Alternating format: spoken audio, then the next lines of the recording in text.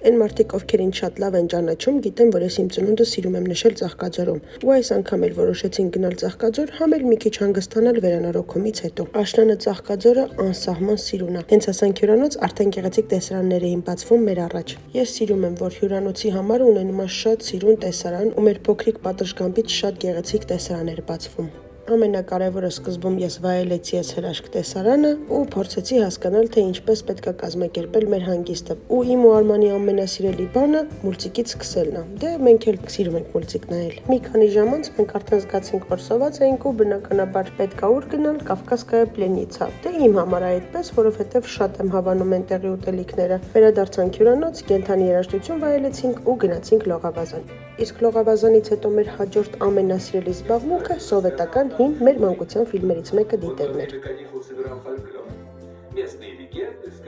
Առավոտյան ես վայելեցի հրաշք արևը, ես միշտ շատ շուտ եմ արթնանում ու դե էլ ինչ հանգիստ առանց ինքդ քեզ խնամելու։ Կարդացի մի քիչ գիրք մինչև Արմանը կարթնանար ու երբ ինքը կարթնացավ, մենք դուրս եկանք զբոսնելու ու գուշակեք ուր ենք գնալու, իհարկե Ճոպանուղի, որովհետև գնալ Ծաղկաձոր ու չնստել Ճոպանուղի մի տեսակ տարօրինակ կլինի։ Ճոպանուղուց հետո դե բնականաբար գնացինք եկեղեցի, մինչև Ծաղկաձոր գալը մենք արդեն նախորդ պլանավորել ենք, որ անպայման մեկ օրը պետք է տրամադրենք ու խաշոտենք։ Այս տարվա առաջին խաշը փորձեցինք, հետո նորից գնացինք Լողավազան ու հաջորդ օրը արդեն պատրաստվեցինք, որ հետ վերադառնանք Երևան ու անցնենք մեր առօրյա աշխատանքներին։ Շնորհակալ եմ դիտելու համար։